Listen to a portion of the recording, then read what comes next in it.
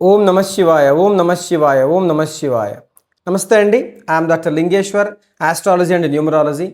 మేషరాశి, వృషభ రాశి, సింహరాశి, తులారాశి, కుంభరాశిలో జన్మించిన వారికి పంచమహాపురుష యోగాలు అనేవి ఈ యొక్క శ్రావణ మాసంలో తప్పకుండా లభించే అవకాశం ఉంటుంది.